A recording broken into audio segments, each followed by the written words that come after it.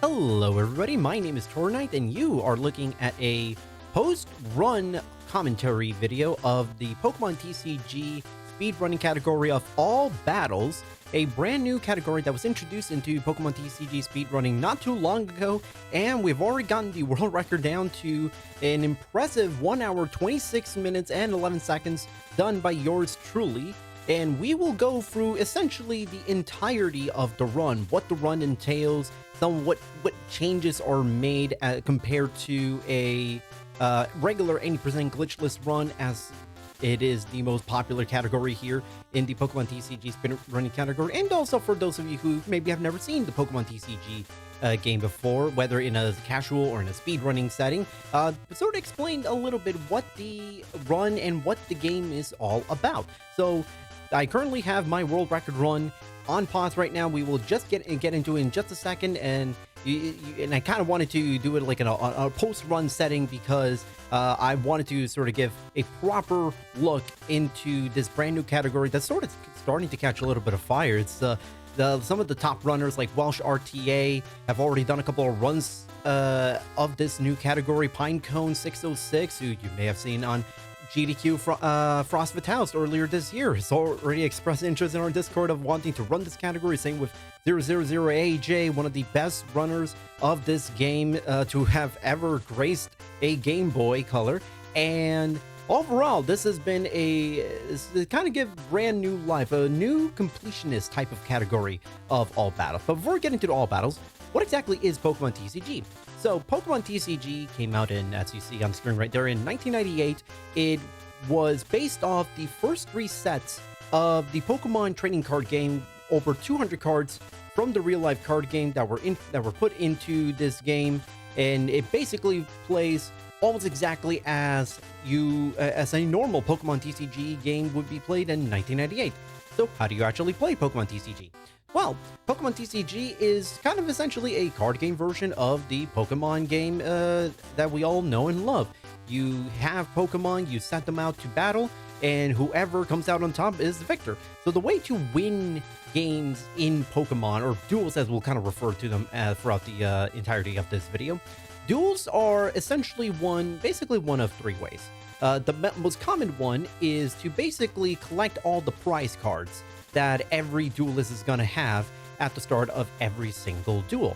So prize cards are basically cards that come from your deck, and you collect one after you knock out your opponent's Pokemon, and whoever collects all of the prize cards is automatically named the victor. That's essentially the main way to do it, and that's how we're going to try to win the game.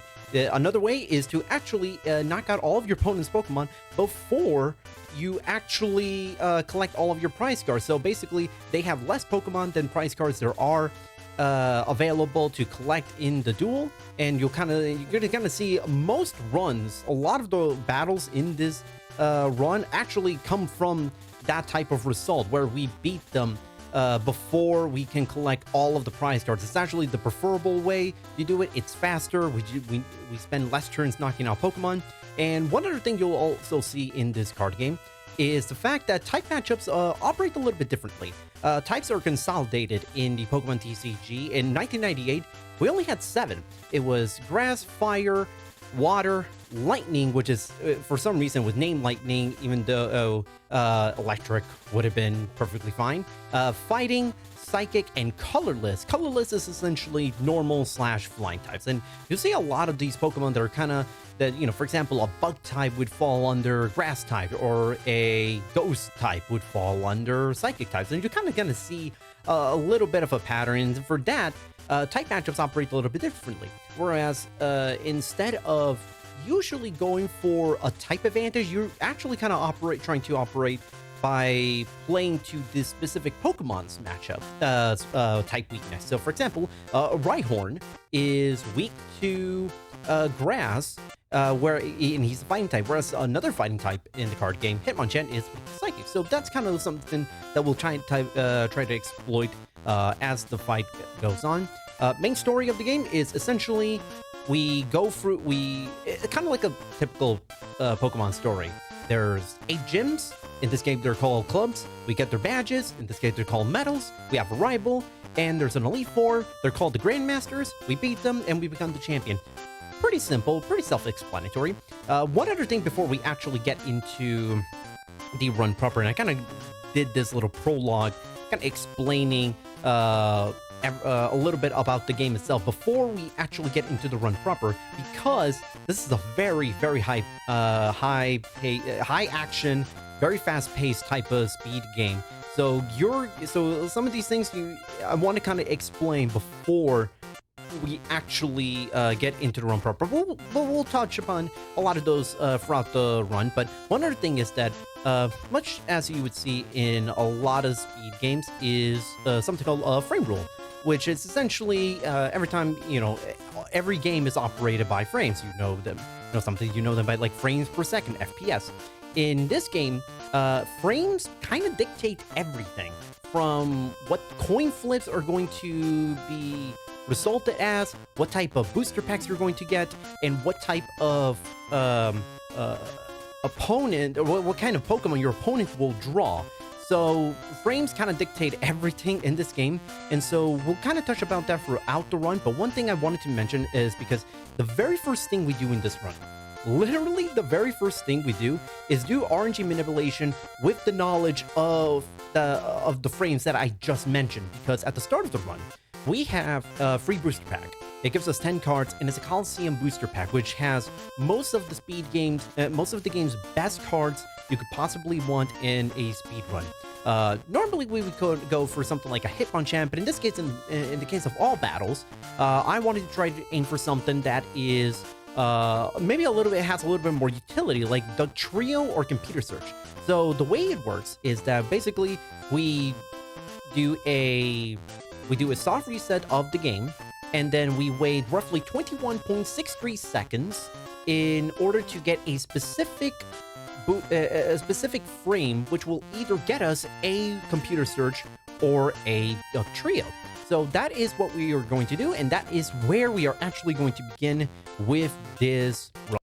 So now you kind of now seeing the run kind of going into this waiting period, because the timer actually does not start until we hit continue from diary. Immediately after the tutorial, we are allowed to kind of skip the tutorial, and hold on, I'll allow this little trick to happen, and boom, we get computer search. We waited I kind of fast skipped a little bit the beginning of it, but we basically waited those 20 plus seconds to get that computer search. And so one thing that I was mentioning before I kind of interrupted myself is the fact that there is a tutorial in this game. We don't have to go through it because it's long, and in any percent glitchless run and in all battles, we're not allowed to actually use a special glitch called Dual Escape in order to actually skip through the tutorial about like 3-4 minutes in. It's about 8 minutes long, so we have a rule where if you start the game through the tutorial without tutorial, you start the timer at 8 minutes and 3 seconds. So you just saw as kind of walking across the fighting club is our rival Ronald. You only encounter him quite a bit throughout this run. We're actually about to do another RNG manipulation. Amanda is one of the toughest fights in the entire game, both in all battles and in any percent glitchless. However, with the help of Pinecone606, who did fantastic research on this, seriously, I cannot thank her enough for the amount of effort she pulled into this. We have been able to figure out specific frames for figuring out what frame gives us an Amanda fight that doesn't have her pull out a Scyther. That's her ace, or at least one of her aces.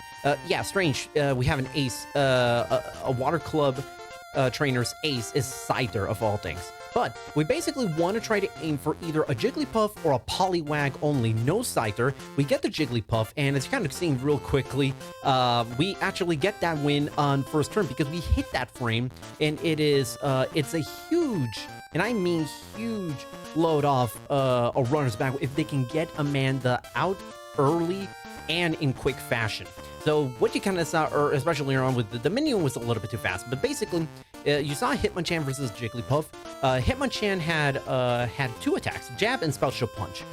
Every attack in this game requires energy cards, which is essentially what you kind of see above those little circles above Hitmonchan's to the right of Hitmonchan's portrait.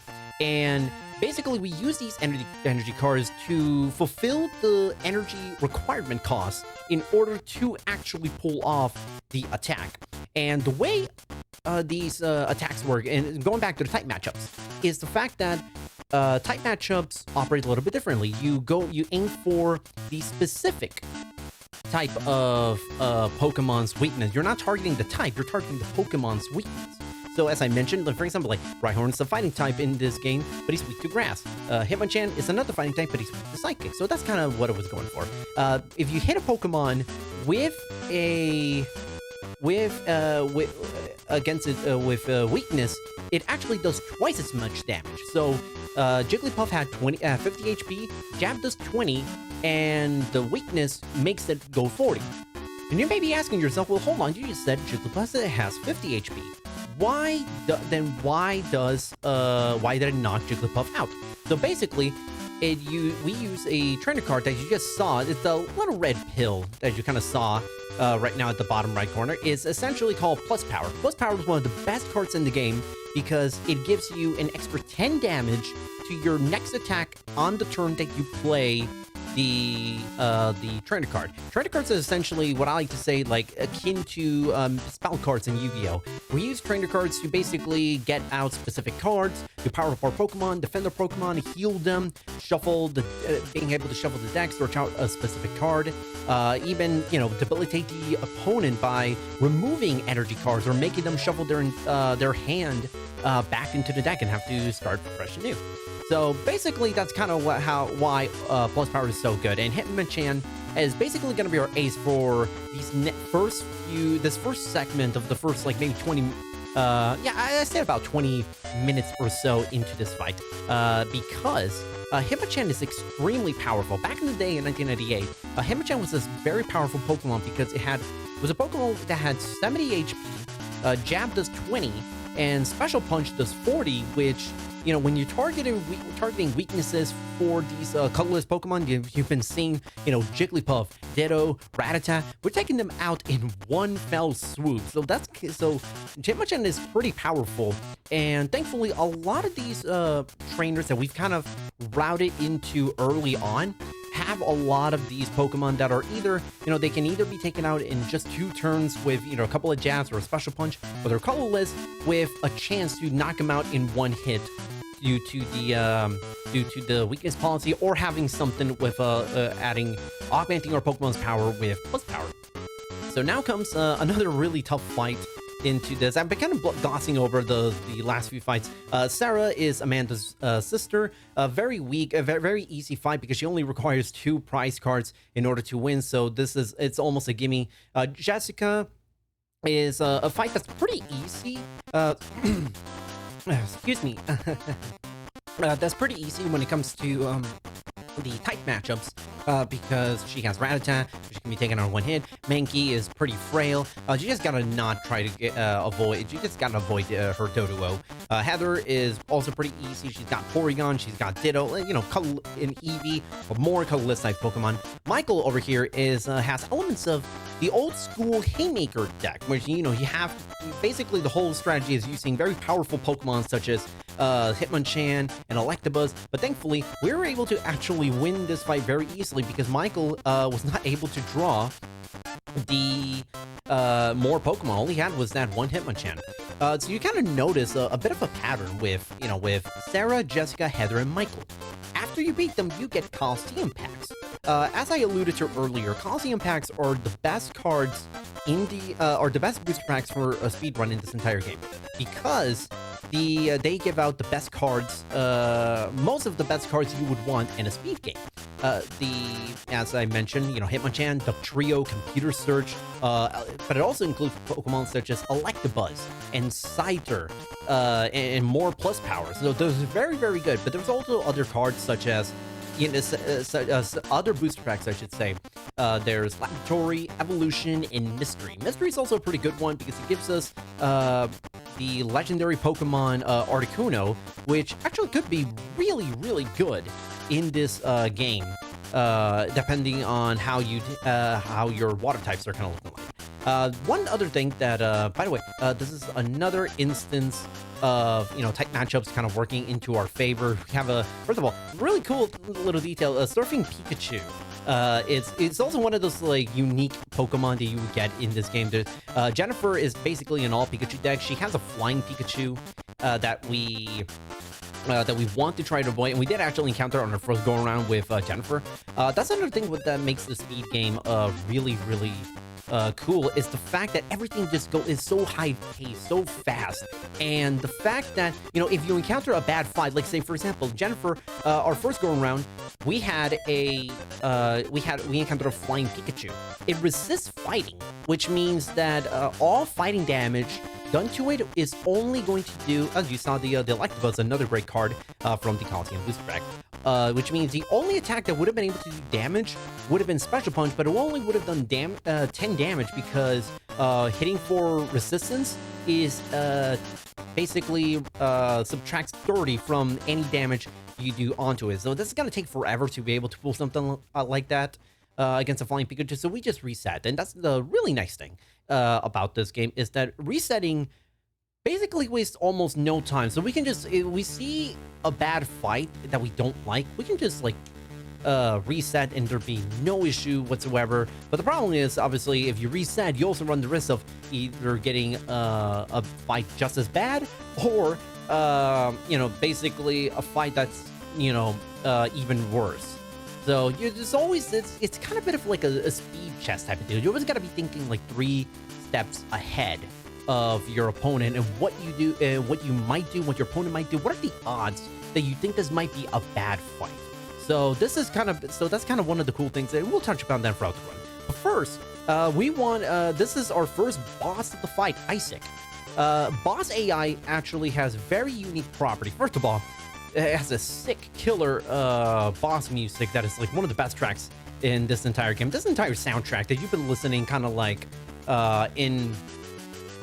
throughout this run it's an absolute banger. It's a really cool soundtrack from the Game Boy Color days back in 1998.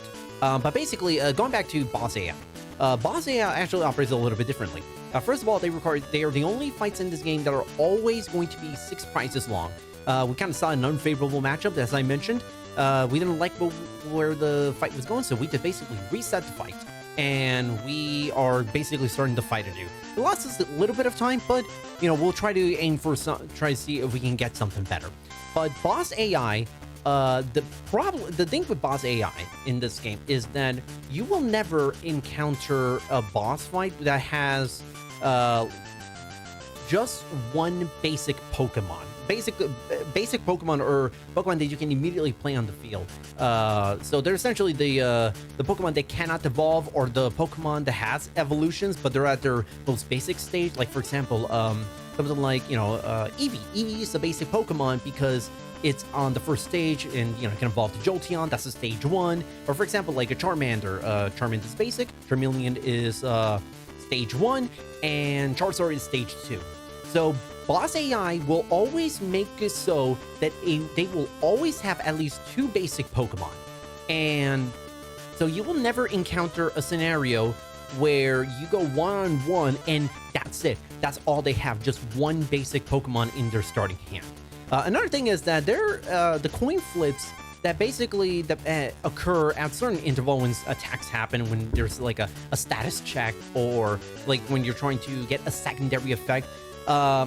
It always kind of feels like the coin is a little bit weighted in their favor. Like you always can seem to just get that narrow minor victory that you just need in that turn.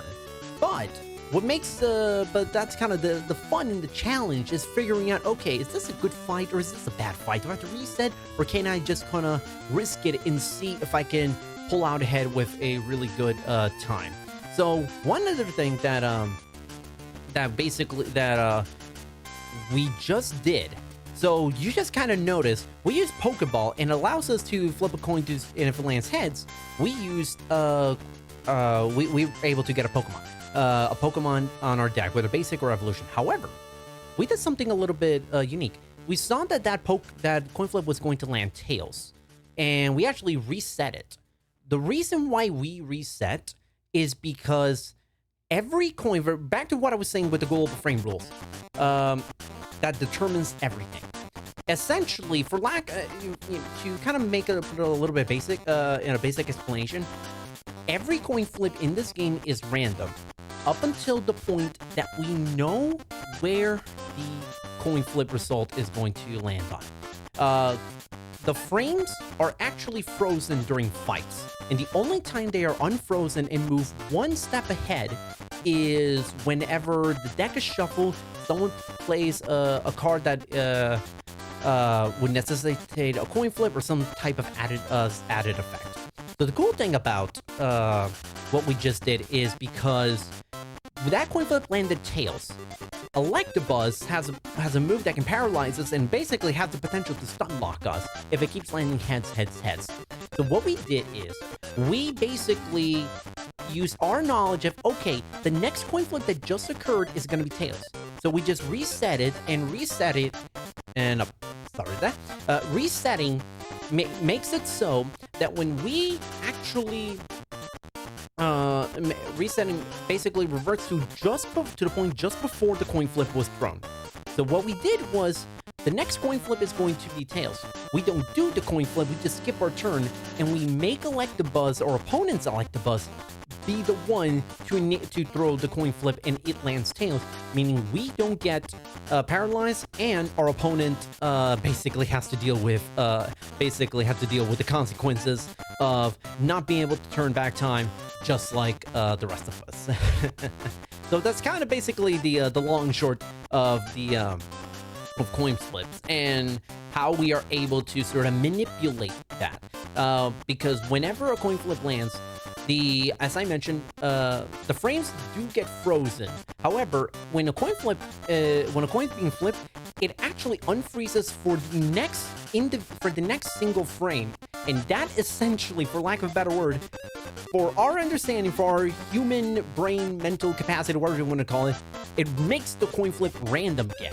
So if we had stuck to that initial Pokeball coin flip landing tails, next turn we would have had a completely random coin flip. We have no idea what would happen.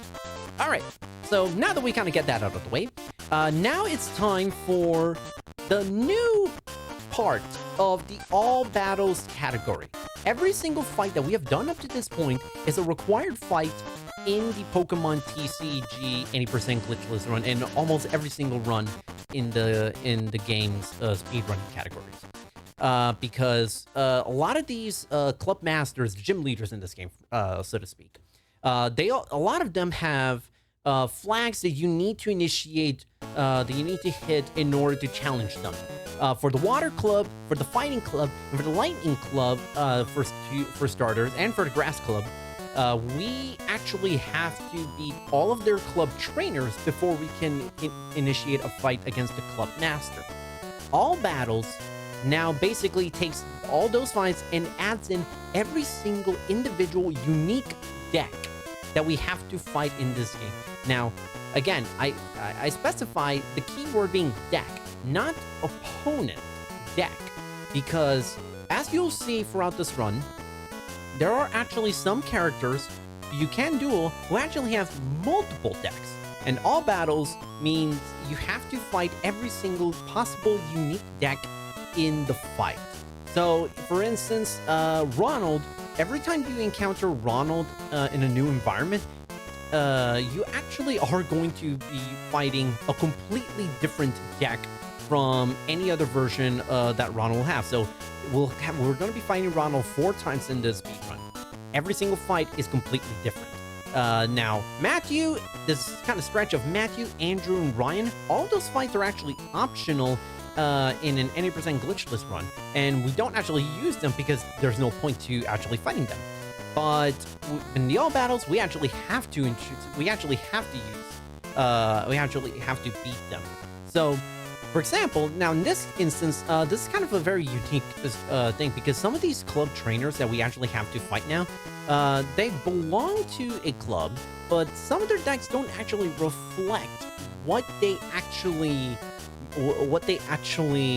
club they're actually a part of. Like, for example, For example, you see Andrew, he has got a blistering deck. The blistering Pokemon deck, I believe is the name. He's part of the Rock Club. He's leading with Ponyta. And so it's also just kind of sound with Amanda, for example. Amanda, the Water Club trainer. Her ace is a Scyther, and the one Pokemon that we did encounter was Jigglypuff. So now you're kind of just basically, it's a whole deal. By the way, you also, another thing, Jinx. Again, in this Rock Club trainer using Jinx, of all things. So the one thing, so the one thing that's really interesting about all this is the fact that so you encounter some wacky whatchamacallit, you encounter some wacky decks throughout this run. You'll encounter, as we'll see later on, we're gonna see like a Nidoran deck that like really fails at actually capturing what a Nidoran deck actually means. Like, most of the deck isn't even actually Nidorans. You'll encounter Nidorans, but it's not actually, it's not exclusively Nidorans. So it's a little bit deceiving. So you're gonna encounter some interesting fights. So the added fights that do get added into this category are every single Rock Club trainer, 2 Science Club trainer, that's right. There are so few types in this game that they actually had to add in another type, and they called it the Science Club. Yeah, I have someone on my stream sometimes who, whenever we go into the Science Club, they like to joke, Science is my favorite Pokemon type. So it's so we'll encounter them in a little bit. In addition, we'll have to deal with every single trainer in the Fire and Psychic Club, as well as the great roaming boss fight that is Imokuni. We'll encounter him a little bit later on. In addition, we'll also have to fight a special NPC at the starting point of the game, the Mason Laboratory. His name is Aaron. Even some people who play the game casually may not have ever seen this character or have encountered him. But he actually has 3 different decks that you actually have to encounter, that you have to beat in order to fulfill the requirement to go through all battles. And as well as you have to go through 1 round of the Challenge Cup. The Challenge Cup is a special little tournament that is triggered after 3 medals and after 5 medals. You only got to do it once because the finals of the Challenge Cup is the exact same. It's a special fight against Ronald using a deck that you will never ever encounter in any other scenario other than the Challenge Cup. It also got some really sweet music. The thing is, in the Challenge Cup, you actually have to go through the quarterfinals and the semifinals, and it's against 2 completely random trainers throughout the game. It could be trainers that we've encountered before. It could be trainers we could encounter at a much later point that we didn't necessarily plan to. So the interesting thing is about all battles is the fact that this game is a lot of it is about research and knowing what your opponent, or every single opponent, has in their deck in order to be able to effectively plan out a strategy to get the fastest type of victory. Routing also is a big thing about when it comes to Pokemon TCG all battles, because travel, as you notice, is instant. And so because of that, we're able to go to almost any place that we want. So we now have to figure out, okay, what's the most efficient route we can take? And really, the beauty of Pokemon TCG is that there is no correct route. There's no route that's inherently better than the other. Welsh RTA, who is second best time on the leaderboard, or at the very least second best time that's been recorded. I don't know if the leaderboard is going to be gonna reflect that at the time of this video's recording, but he's got the second fastest time on the leaderboard. I got world record. We essentially have about like less than 40 seconds of time apart in our respective PBs, but we actually use very different routes. So the order of fights that he does is actually pretty different to the order of fights that we do. Like, for example, Isaac is the very first boss fight I do in my runs. Welsh actually has his as like I think the 5th or the 6th boss fight or club master in the in his run, and really there's no run that's, you know, either option is not inherently better or worse than the other. So that is kind of one of the cool things about the all battles category, is the ability to know and pick and choose your fights, weigh in the risk and reward about this fight, about this category, and figure out, okay, do I want to do some boss fights early, or do I want to save them for later when I have a stronger deck? So now, speaking of boss fights, here comes Ronald, our first ever encounter of Ronald. He's got his own special music. A fun fact, in the 80% glitchless category, we actually are not required to beat Ronald. In this case, in the glitchless category's case, we actually try to purposefully lose the fight against Ronald because it's actually faster than actually losing. So what we do is we do a Magnemite strategy, because Magnemite has self-destruct, and we did basically one Magnemite, and that is all that is required to actually lose the fight on purpose. So that's a pretty fun thing, and that's a very, very big change from glitchless to all battle, is that as opposed to glitchless, here we actually have to beat Ronald in every single instance. We don't lose on purpose like before, so it is kind of one of the unique things that you actually have to beat. You actually have to try. You gotta actually be good at this game, believe it or not. You can't be skirting around relying on old tactics like I'll just do these fight. I'll just lose this Ronald fight on purpose. You just kind of get on with our lives.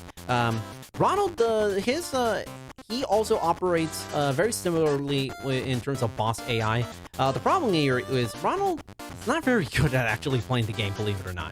So Ronald has you're gonna see this more a lot, is that Ronald has a lot of different Pokemon types. You saw in this fight, he has got a Lapras, he's got a Cubone, he's got a Growlithe, there's a lot of different Pokemon types. In doing so, you actually kind of weaken the synergy of this fight and of your deck. So if you notice, throughout this entire run, you will never see me actually do more, actually compile a deck where I have more than one Pokemon type in my deck. You kind of saw Hitmonchan, it was only Hitmonchan, just the fighting type.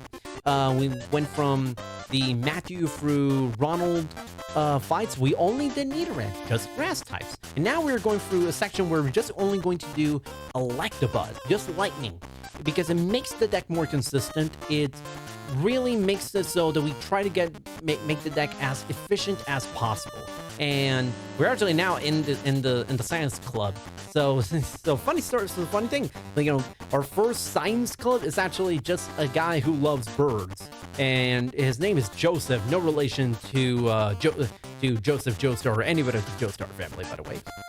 We'll kind of actually leave the science club for a second, because we have a special, we got a special deck design for them. Here comes our special little man, Imakuni. Imakuni is, as Pinecone606 beautifully alluded to, compared him to, he is essentially Pokemon TCG's version of Tingle, except Imakuni is actually a real person, believe it or not. And he has a special card called the Imakuni card, where all it does is confuses your own Pokemon. And confusion is very deadly in this game, because the Imakuni card, or rather confusion, what it does is, if you gotta flip a coin in order to attack. If it lands heads, the attack goes through. But if you land tails, you do the equivalent of 20 damage of an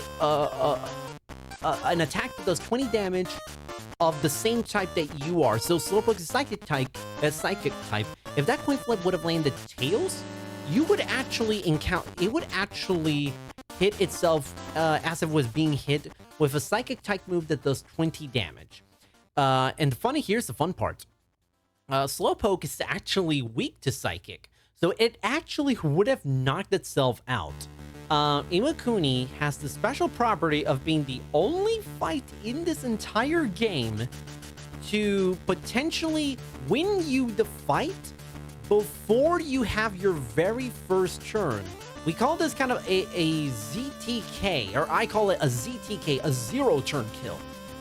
It is incredibly rare to see that happening, but it is one of the funniest things you'll ever see in a speedrun if you actually get a zero turn win against Imakuni, where a zero turn win is basically you start second, your opponent Imakuni plays the Imakuni card, fails to coin flip, knocks his own Pokemon, he doesn't have any more Pokemon, you win the fight.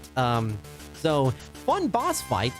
If you actually beat him 3 times, we don't have to actually beat him 3 times. We only got to beat him once, because every single time you fight him is the same deck, and the whole point is to fight every single individual deck. If you beat Imakuni 3 times, you actually get the Imakuni card. It's a special promotional card, which is really, really funny, and it has a really funny flavor text that I urge you to look it up. It's actually really funny. Imakuni is a special character, a real life person who I think he's a comedian and a musician and something. He does a lot of PR for the Pokemon TCG. Very beloved character out in Japan and worldwide among the Pokemon TCG community. And I guess while we were kind of going over the Imakuni fight, we beat another boss fight, Amy. Really, the only thing about Amy that's tough per se is the fact that Amy's whole deal is dealing status, with Squirtle dealing paralysis, and Lapras dealing confusion. Luckily, Electabuzz was able to take care of that relatively easily, so we're actually now 3 medals in, meaning we can now challenge the Challenge Cup. So the way the Challenge Cup works, as I mentioned earlier, it's 3 fights. You fight Ronald at the very end. The cool thing is that you are able to edit your deck in between fights. So once you find out who your opponent is, you'll be able to sort of adjust your deck on the fly to sort of figure out to see, okay, what's the best deck I can use against so-and-so. And we saw that sprite there. That sprite, that's only unique to Science Club members. We saw Joseph. There's also Eric and David, and we actually go for a Psychic deck, because that is the preferred typing against Eric and David. Now, if we could have landed on Joseph, wouldn't be the end of the world if we went up against Joseph using a Psychic deck, but 2 out of 3 chance we were going to get either Eric or David. So I like those odds, and we really came out on top on this one, because Abra and Kadabra are very powerful Pokemon. They basically do a ton of damage to Pokemon that are weak to Psychic. Kadabra has Super Psy, which does 50 damage, and if you're weak to it, guess what? You now get dealt with 100 damage. So now we actually beat Eric, which is an extremely tough fight. Very fortunate we actually got to go through Eric in such quick fashion. So now our next opponent is going to be Jessica. We got the ability to change your deck in between fights. Some people may think, well, you're wasting time editing decks, but I find that it's actually more consistent to actually take the time to edit your deck, to tailor your playstyle to the individual opponent. Does it waste a little bit of time? Yeah, but but you get a better chance of actually getting there's a better chance of you coming out on top without losing too much time. Jessica, we already encountered her earlier in the run. She's actually one of the very first fights of the game. So Hitmonchan, plus power, does 30 damage. Boom, we beat her in 1 turn. So already off to a rip-roaring start here in the Challenge Cup. But now, we're now going against Ronald a second time. Ronald has a special deck, which I actually would argue is actually the best version of Ronald throughout the speedrun. Yeah, I know, this is only the second time we encountered him, and we're going to fight him twice more. So this version of Ronald it's called the Invincible Ronald deck. This Ronald deck has Scyther, it has Grimer, he's got, Geodude, which Geodude can be a little problematic because it's got Stone Barrage. And Stone Barrage, basically what it does is you flip coins until it lands tails. And if you don't, and you basically do 10 damage for every single heads that land. So technically, if you flip, 20 straight heads, congrats, you do 200 damage. I know, mathematically, it is almost impossible to have to deal with something like that, but it is theoretically possible. I've had many instances where Geodude Stone Barrage does 60 damage, meaning it flipped 6 straight coins and landed on heads. Thankfully, we do I did lie a little bit earlier. This is the one only fight that we actually use more than one type. The only reason why we do this is because we bring out the Magmar as a counter to that Scyther, because Magmar can take it out in one hit, and it also does a pretty hefty chunk of damage against everything else. So can't hurt to have something like this on the on your repertoire. But thankfully, this is even though the Challenge Cup fights actually have the boss music for every single instance, they actually don't have boss AI, which is actually a little bit interesting. But thankfully, we actually got through this Challenge Cup section in under 5 minutes, which is actually really good, because 5 minutes, every single fight, you're essentially trying to edit your deck, and editing your deck could take anywhere from like 20 seconds if it's a minor edit, all the way to like 40 seconds if you're just doing a complete overhaul of the deck. And thankfully, because we employed like a Magmar / fighting energy, fighting hybrid type of deck, we transitioned kind of seamlessly into a couple of fights that are essentially only going to be for good for us to have to use fighting types. Now we're actually going to be using our first instance of the late game's win condition, which is Dugtrio. Dugtrio, for lack of a better word, is maybe one of the best cards in the entire game. First of all, here's why Dugtrio does so much damage. Is so good. Look at all that damage it did. And what we just did was something called AJ Strat. The way the AI operates a lot of times is that when their Pokemon is actually about to get knocked out in the next turn, is that it will go into sort of a special type of behavior where it will essentially kind of abandon adding energy cards to the Pokemon that's about to get knocked down in most instances. There are some exceptions, but what it does is it basically starts setting up the bench. So what AJ Strat entails is we use a Diglett. It has a move that actually can do 60 damage, which would actually put Chansey in KO range with just Diglett in turn 2. By turn 2. What we actually did was we actually held back and used our weaker move twice in a row, because it'll make the AI think, oh, this Chansey's got a chance to live next turn, and then boom, we evolve into the trio and do Slash, which does a whopping 80 damage because the Chansey is weak to fighting. So basically, we purposefully held back to make the AI waste a turn trying to power up a Pokemon that's about to get knocked out in the next turn.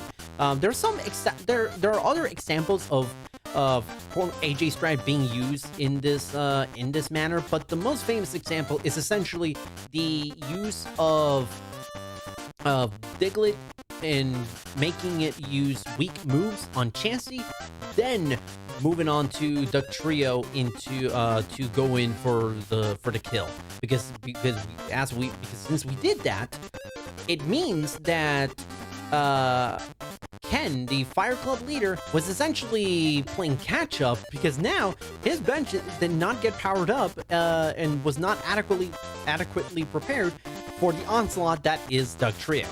And we're kind of now going to see something very similar, a very similar type of fight with Murray, the Psychic Clip leader. Murray, the reason why we employ Hitmonchan in this one fight is for that Mr. Mime.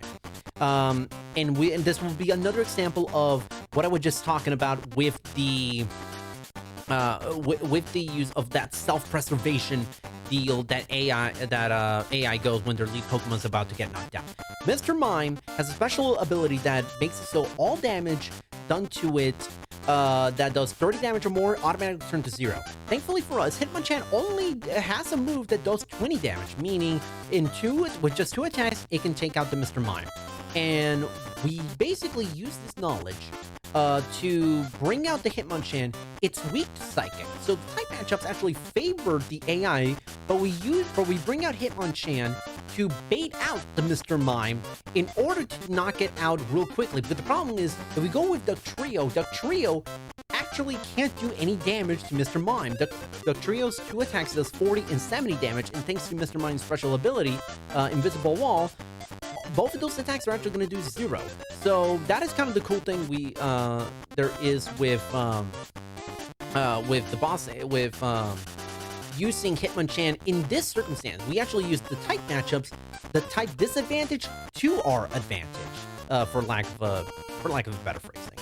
And you're kind of seeing the fruits of our labor kind of now working in our favor, because we now have, we have the upper hand.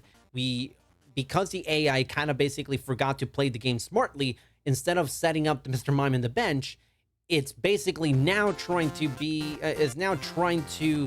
get the AI is trying to get Mr. Mime out and about just because it wants to get that quick kill. So we see the Mr. Mime right there. He actually does not have any energy cards, so thankfully for us. However, even if it did have an energy card attached to Mr. Mime, because we did the 20 damage and was about to get in KO range, Murray would have actually just not given the Mr. Mime the second energy, because the AI already was thinking, Mr. Mime's gonna get taken out next turn. Why should I power it? And we use that knowledge, like I said, to give us the advantage. So now we have the 5th medal in this game.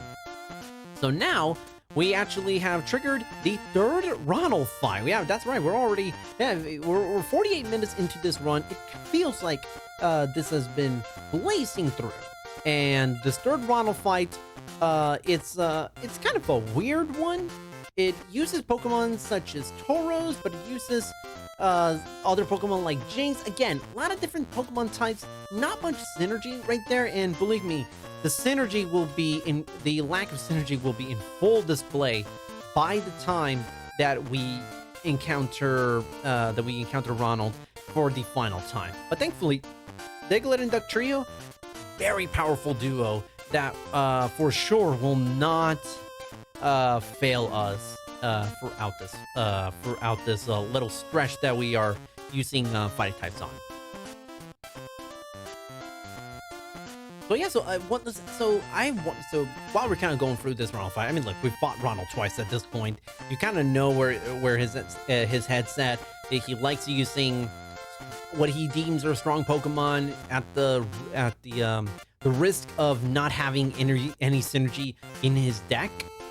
But one thing I want to touch upon is the fact that this game, throughout the years, has really been a kind of under the radar type of speed game that has been a really it's been really nice. It's got its most popular category was it has over 100 runners in it, and we're still getting runs to this day, even though it's right now it's 2024. It's a 26-year-old game. And that's really shows how much this game has meant to a lot of people. It was a very popular game back in the day, and the fact that everybody was so excited when this game actually got ported to Nintendo Switch Online last year, and it kind of brought about a new wave of players. It was a bit of it initiated a bit of a renaissance period for this game. We're gonna go through Aaron. This is the NPC I was talking about, the special NPC that we actually have to fight 3 times. He's got 3 dual type decks that we actually have to beat every single instance. Hitmonchan and Deck Trio, more often than not, is the type of deck that we want to try to beat. But as I was saying, this game has really been getting a lot of coverage and a lot of and has been getting a lot of love in the last year within the speedrunning community. I've run this game on GDQ Hotfix. Pinecone 606 ran it on Frost Vitals earlier this year.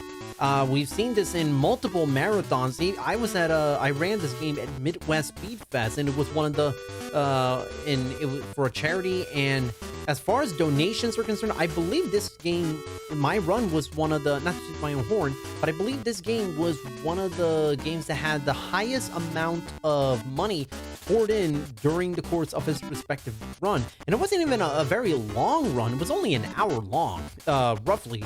So it was, so it's a really cool thing to see this game being brought back into the limelight in terms of the speedrunning community.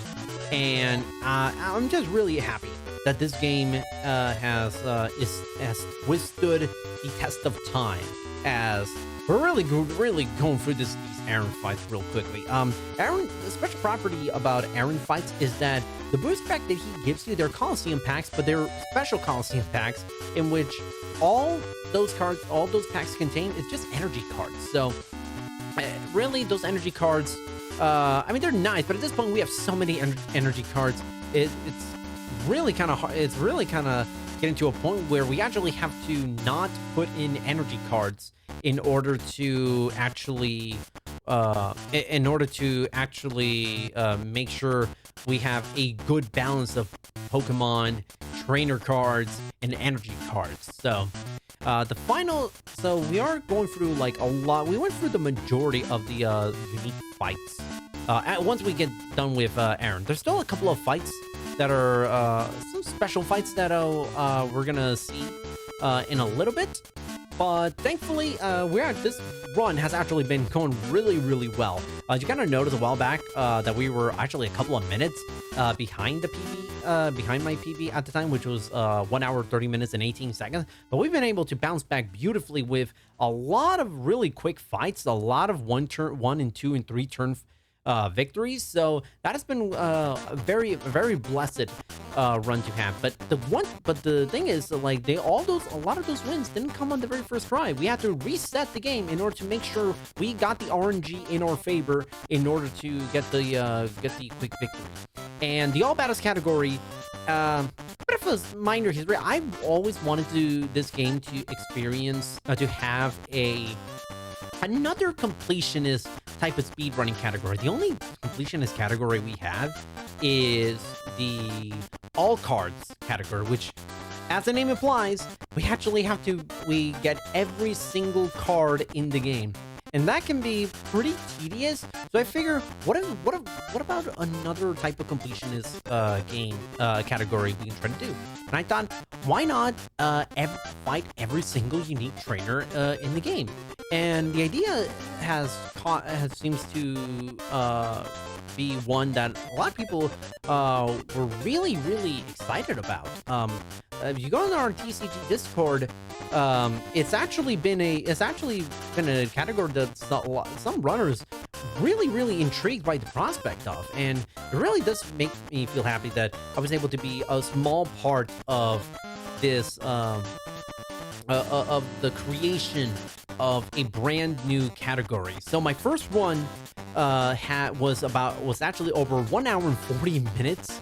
And the next run, which was done in March, which was named the inaugural world record, was 1 hour and 32 minutes. And then we kind of lowered it a couple of times into 1 hour and 30 minutes, 1 hour, 30 minutes and 18 seconds. But believe it or not, that was, at this point, this was actually not the world record. Welsh RTA actually had executed like within 24 hours of the first of the category being made official. He actually got the world's first ever sub 130 in all battles. He got a 129.51, if I remember correctly. And then like a week and a half later or something like that, we got this run that you're seeing right here that's gonna end beating that world record by several minutes. And now, as of this recording, Welsh and I, we've been kind of, the gap is essentially almost closed entirely. Because the end time, spoilers, mine is 1 hour, 26 minutes, and 11 seconds. So, we're actually coming up just almost a half hour away from being done with this run. Welsh is about 36 seconds behind me as of the recording of this video. So very interesting, like neck and neck type of deal. I'm very excited about what this category has in store. So by the way, this is Rick. Rick is the leader of the science club. So kind of see a lot of like Pokemon that I guess envision the idea of science in Pokemon. Like you kind of see like a Grimer represents like industrial sludge. Porygon was a man-made Pokemon made by like computer programmers and such. Mewtwo is also in this deck, where Mewtwo basic was a Pokemon that was also made by humans. So I guess that's kind of the science-y aspect in all this. But thankfully, we have been fortunate that we actually. So here's another thing that we just did. We flipped the coin, and we were actually and landed tails. So we reset, and then we brought and then we basically ended our turn, thinking that the Grimer was going to attack, but Rick actually did not have any energy cards to give to Grimer. So. It was a moot point, but it was a good attempt in trying to make sure that we had a good a guaranteed attack on the following turn. You saw Eric earlier. Now in the Challenge Cup. Now we're gonna see him in his natural environment in the Science Club. My strategy with my routing, I like using Mewtwo in this deck because Mewtwo is very tanky.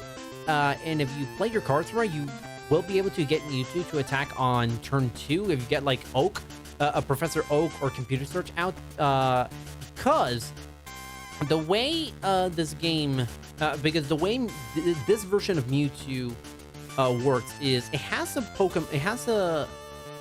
an attack called Energy Absorption. What it does is it basically takes 2 energy cards from your discard pile and automatically attaches it to your to Mewtwo. And Mewtwo requires 2 psychic energies and a 3rd energy of any kind in order to attack.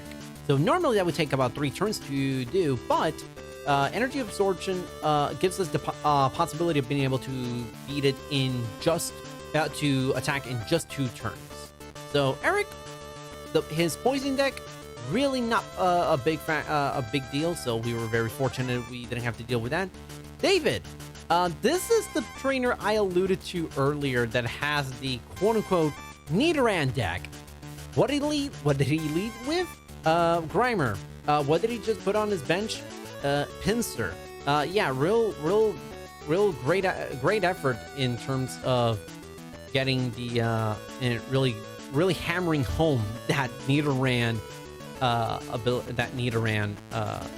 synergy idea, that theme of having a deck centered around Nidoran. As you kind of saw right there, we used Professor Oak to discard our entire hand, which means we have energy to take out for the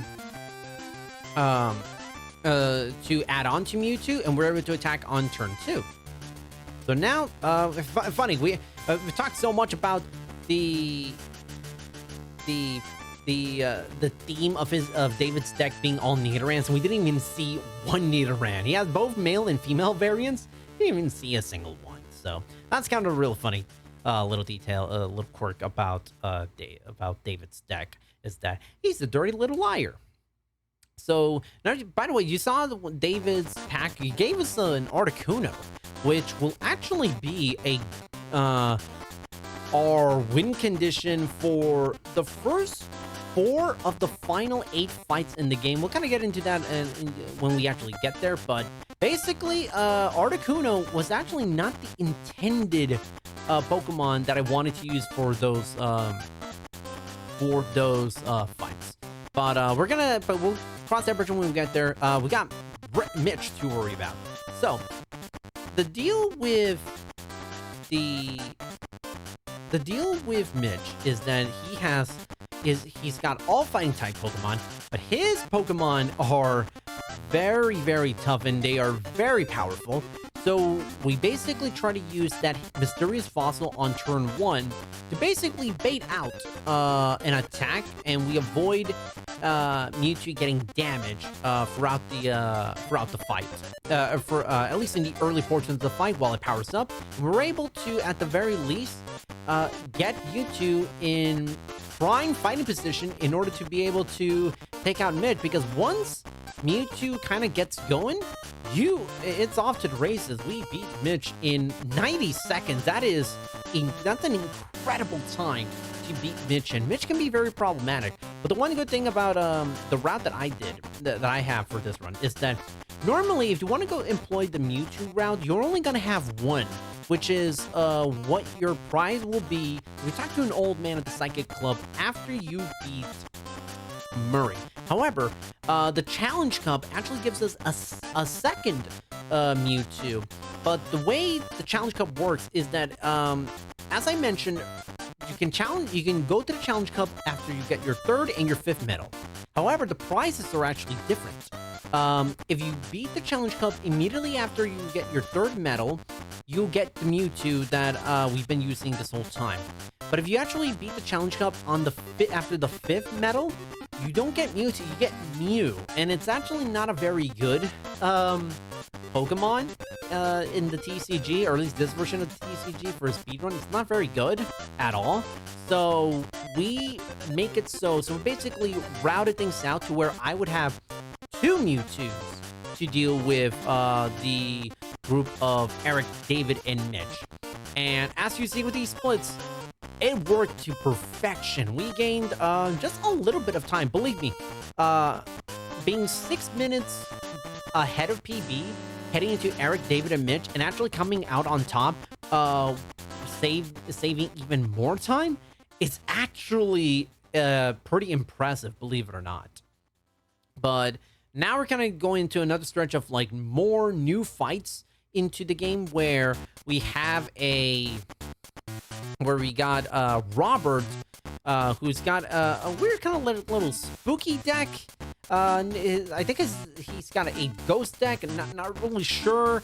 Again, with the theming and the naming convention, it kind of doesn't really mesh very well. It's I can't say I'll give him an A for his deck building, for what he's trying to do. I mean, there's Ghastly, but it really didn't matter. Robert, kind of an annoying fight. It can be a little bit problematic because he's got a Haunter that basically can stop us from attacking. Thankfully, we did not encounter that. Here comes another new fight to the All Battles category. The Nap Time deck that Daniel possesses, as you kind of might notice now, is that this is a deck that focuses on inflicting sleep. So you got Paris, you got Jigglypuff, Ghastly, and Execute. All of those have the ability to put the Pokemon's opponent to sleep.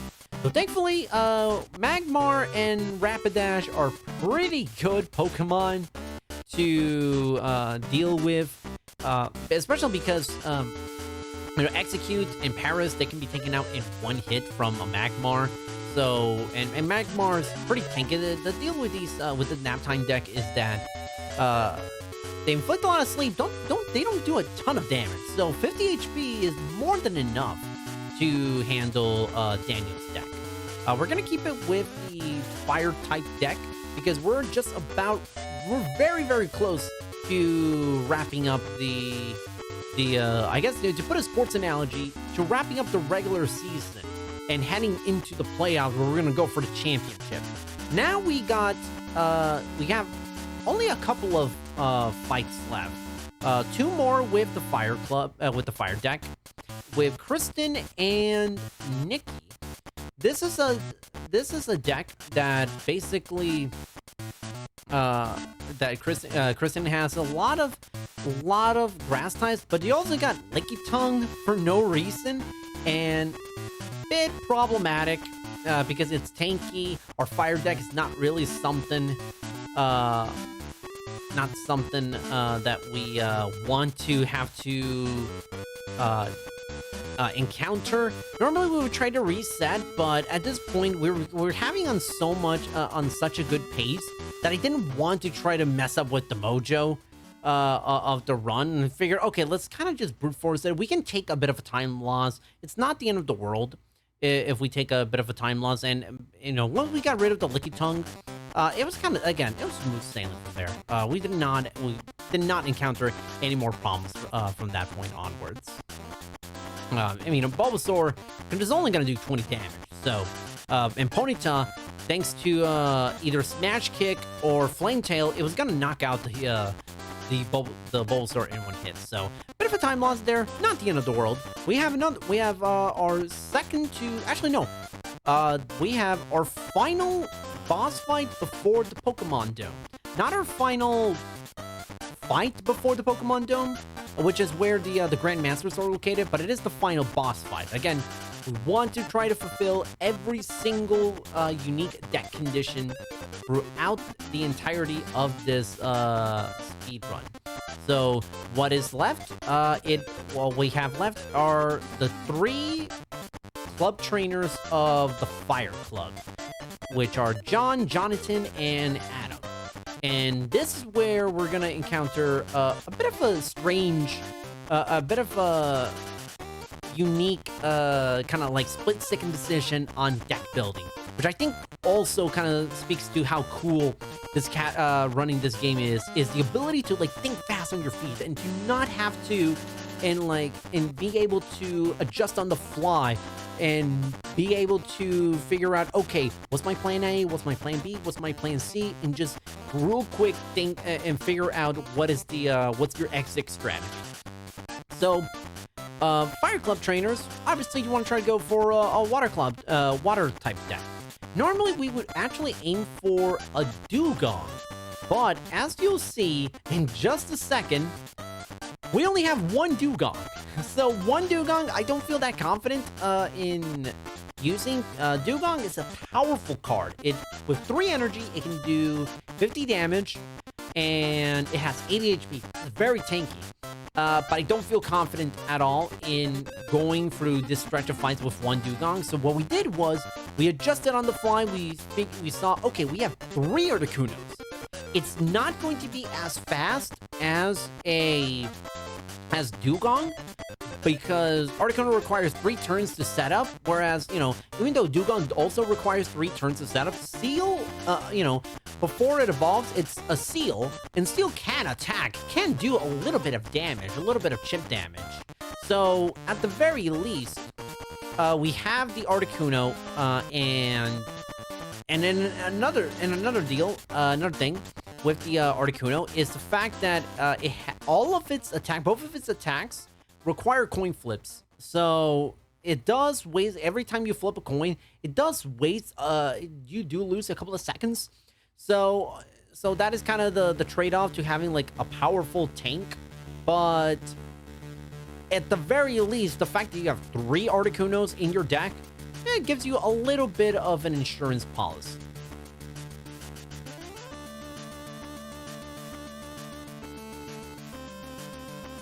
And that is, and now we're going to come flipping that coin. Blizzard actually has a very unique property where if you flip a coin, it does 50 damage, first of all. It's a lot of damage. It does 50 damage. And you flip a coin, if it lands heads, you actually will do 10 damage to all of your Pokemon's bench, to all the Pokemon in your opponent's bench. So if you get really lucky with the coin flips and if some Pokemon are on the bench long enough, and if they already have very little starting HP, believe it or not, it's actually going to be very beneficial to the point where if your coin flips land well, you could actually get a rare double KO without ever actually attacking a Pokemon that gets knocked out. So basically, if you say, for example, Mankey has only 30 HP, and it goes and it's on your bench for 3 turns, and you do Blizzard every single instance and it lands heads, that Mankey actually gets knocked out without ever touching the field, which is actually really, really interesting. We actually got a really, wow, that was a really fast Atom. The PB was actually like 40-something seconds, and we actually gold split on it. It's actually really impressive. We reset it right there because we saw that he had 4 Pokemon on the bench. We did not want to have to deal with that nonsense, so because that is going to lose us a lot of time, and if we're not careful, that could even be a loss. Tauros, that's another bit of a problematic Pokemon to deal with, especially when it's landing heads. At this point, did not feel confident because we're actually going to lose out. So again, the beauty of all this is that we get to keep resetting left and right and making sure that we got our ducks in a row and we can get a favorable matchup. Sometimes going 1 versus 1 doesn't automatically mean you're going to get a good fight. As you kind of saw, we were one-on-one with the Tauros, and we actually lost. And we're actually going to lose that one. I mean, we could have waited to see what our next draw was going to be, but at that point, you know, we were tempting fate. We're going to lose a lot of time.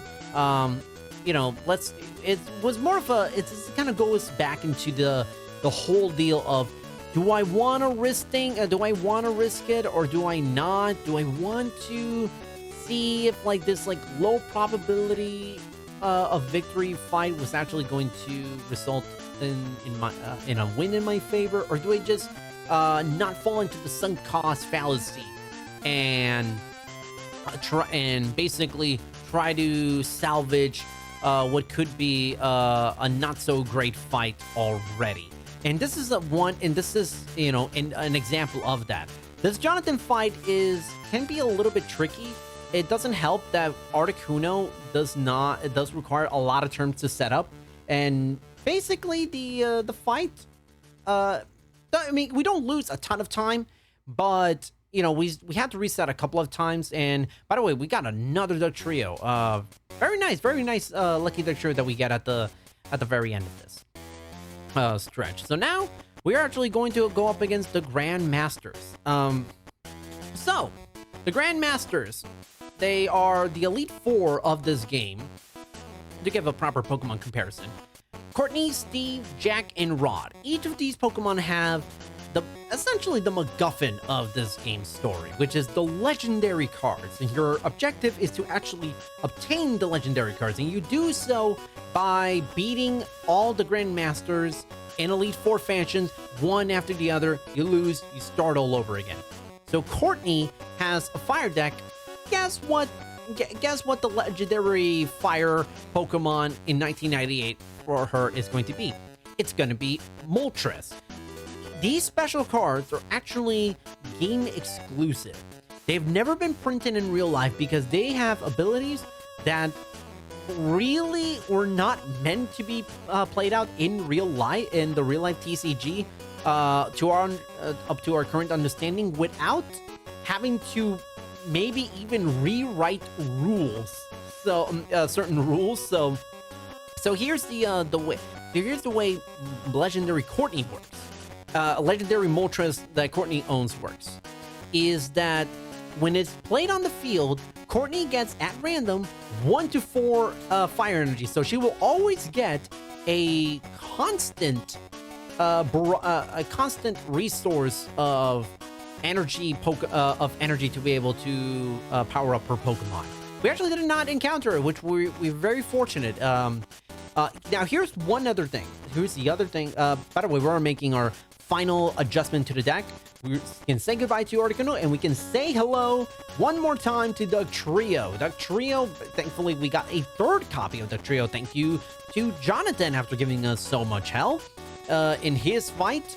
So, the thing about... So, remember at the very early onset of this run, where I said boss fight behavior, which applies to Grandmasters.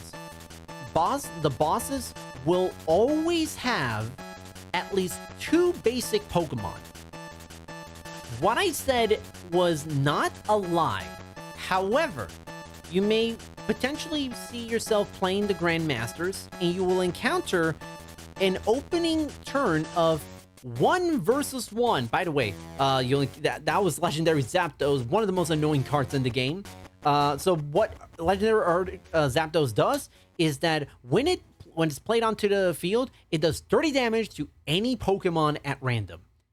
Any of them, including its own, but more often than not, it will always target Diglett, and it ignores weaknesses, and it also ignores status. So Steve can be very problematic in that regard. Our objective essentially is make sure we get Articuno, make sure we get Dugtrio before we get hit with that Articuno.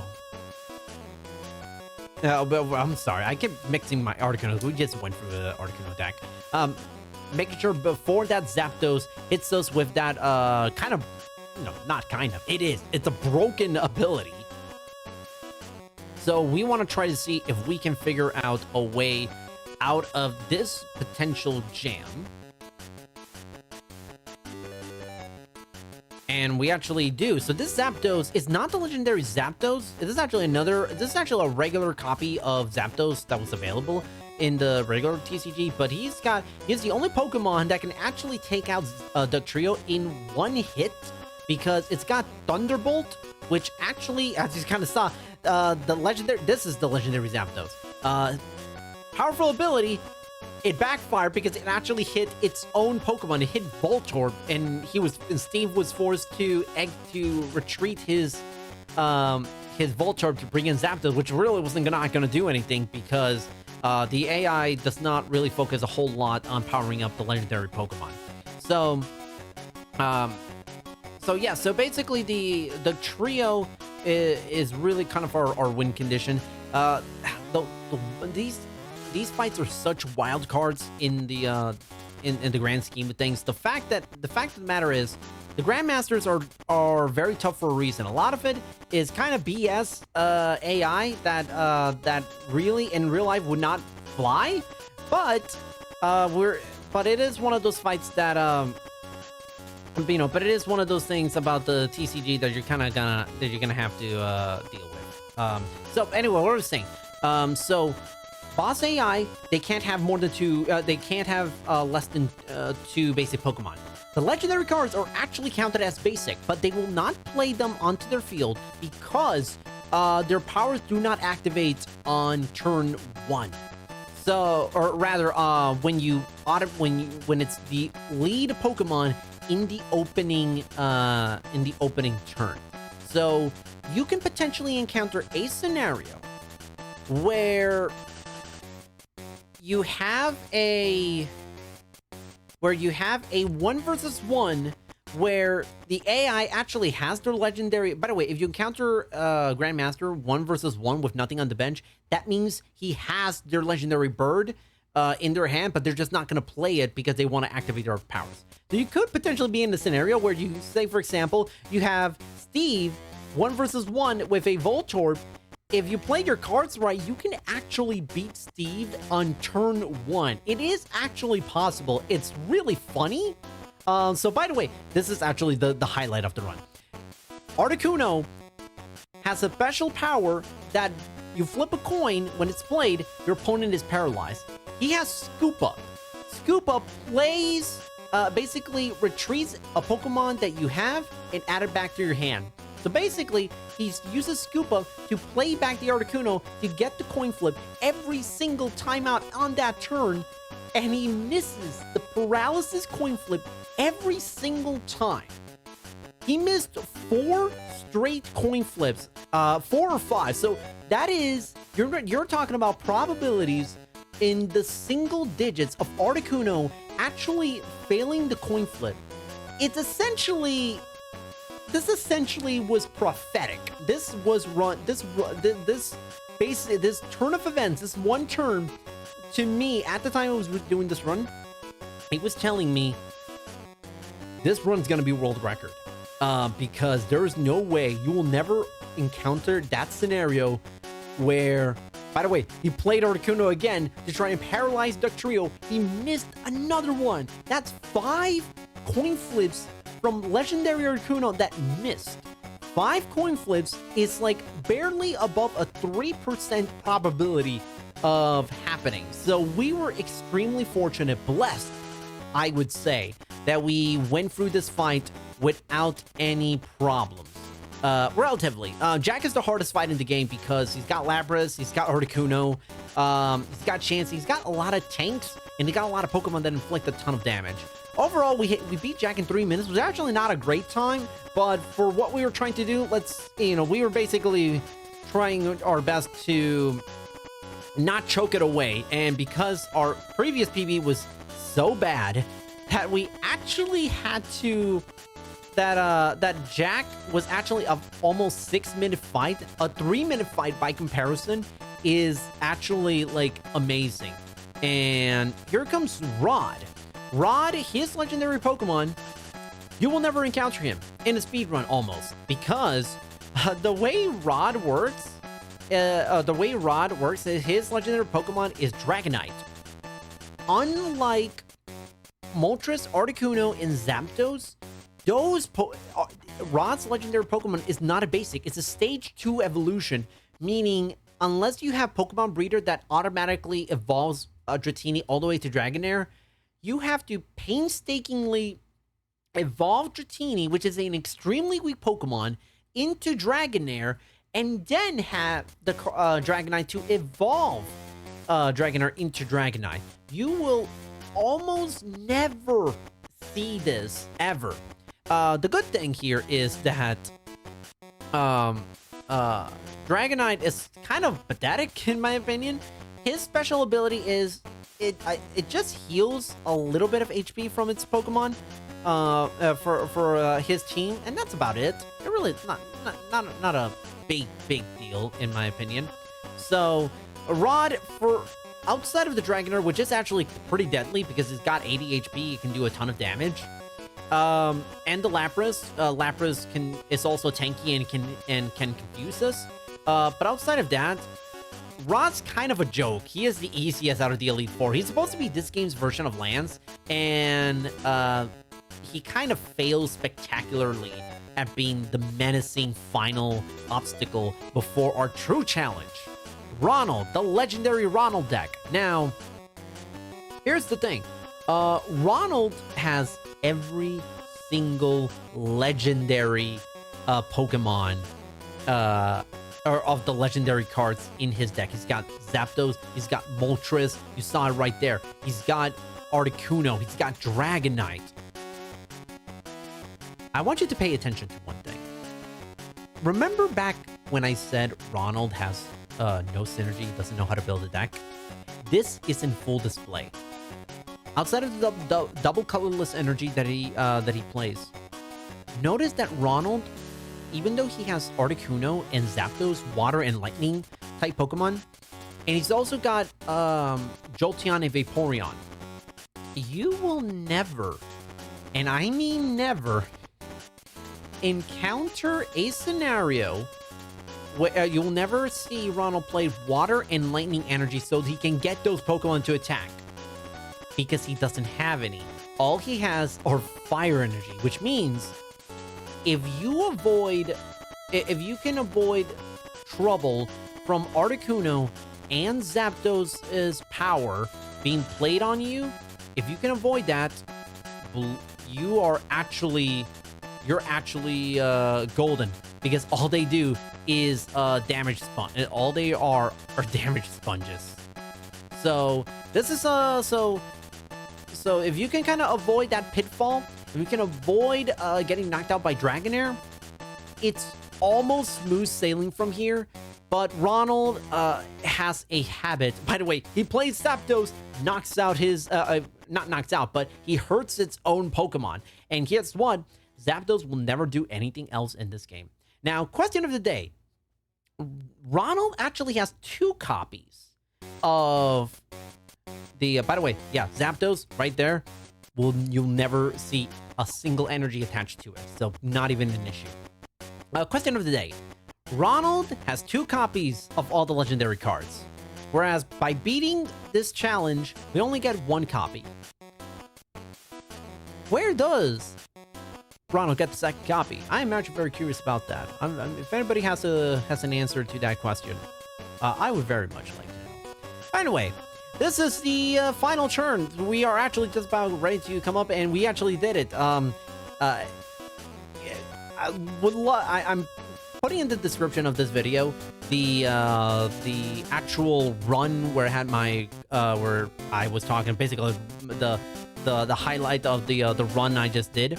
We're actually about to come up on time in just a second, so I was so happy. I was popping off for the last 6-7 minutes from the Jack fight going as weirdly well as it did to actually setting world record with a 126. We're about to come up time now.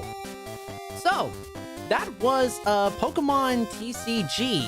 This is the all battles category, a special unique fight category that has really been a more fun than I could even imagine. By the way, I'm only just noticing now, it's really gotten dark throughout the course of this little commentary video, and then I apologize that I did not turn on the lights. I didn't want to stop the video. I don't want to do anything in order to actually kind of stop things, but so apologize if it kind of seems a little spooky, but yes, all battles, even though it's still in its infancy, it's really turned into a category that a lot of people who play this category have told me how much fun it is to actually do this category. It is longer than glitchless. It does add about 20 extra fights, but the challenge of making a route and getting something going with this category,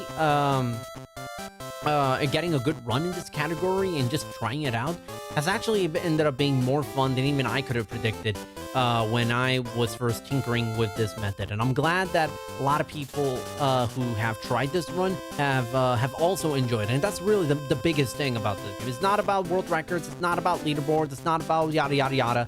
It's about having fun with it all. Pokemon TCG is such a fun game.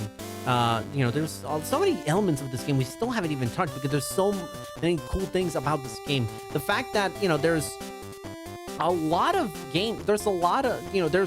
there's 3 decks in this game built off the starter trio in Kanto: Charmander, Bulbasaur, and Squirtle. We used the Bulbasaur. We used the Bulbasaur deck because we get a Hitmonchan, we get a Electabuzz, we get the trio, we get plus power right off the get-go. That doesn't mean the other decks are bad. Charmander has been for a long time the most popular deck in the entire speedrunning history of this game because it's got cards that allow you to tackle the Grass Club very early. It's got Computer Search, it's got the trio, it's got plus power, it's got a lot of great cards as well. And Squirtle, even though it's kind of the redheaded stepchild of the speedrunning starter deck trio, it's still got some good qualities to it. It's got Electabuzz, it's got the trio, it's got Item Finder. It's a very underappreciated trainer card. What it does, it allows you to bring back a trainer card that you've already used during the fight, and that's a very handy card to have. So anyway, this has been Pokemon TCG All Battles, as of June 19, 2024, the world record run of 1 hour, 26 minutes, and 11 seconds. I very much enjoyed doing some commentary, some highlight on this run. It's really become one of my favorite runs one of my proudest runs I've ever done in this game. And if anybody wants to experiment with this game, listen, you can play this on emulator, on the Gambit emulator, which is how it's done on if you want to run this game as an actual speedrun to submit to leaderboard. If you have a Nintendo Switch, with the Nintendo Switch Online subscription, you can play this game. You can actually play this game in its still just as fun. It's really not really any changes aside from the frame rate actually being a little bit faster on the Switch. And believe it or not, the inaugural world record of this category was actually done on the Nintendo Switch. Oddly enough, yeah, it was done on Nintendo Switch. So, you know, so whatever platform, whatever a system you play this on, even if you don't want to, you're not you're not a speedrunner, you want to play this game casually, it's a really fun game to have. I poured hundreds and hundreds of hours into this game before I ever even thought about becoming a speedrunner. So it goes to show just how much fun this game is, just being able to build a deck just off the original 151 Pokemon. And I really, really hope like we get this type of game like in present day to kind of see where the how making a game of this magnitude you know, as far as the trading card game would even look like, because just off the 1988 version of this game, it's so much fun. I'm really glad that I've ran this game, and I really am happy of this run. Hope you guys enjoyed the commentary on this video, and I will see you all in the next one. This is Toronite signing out.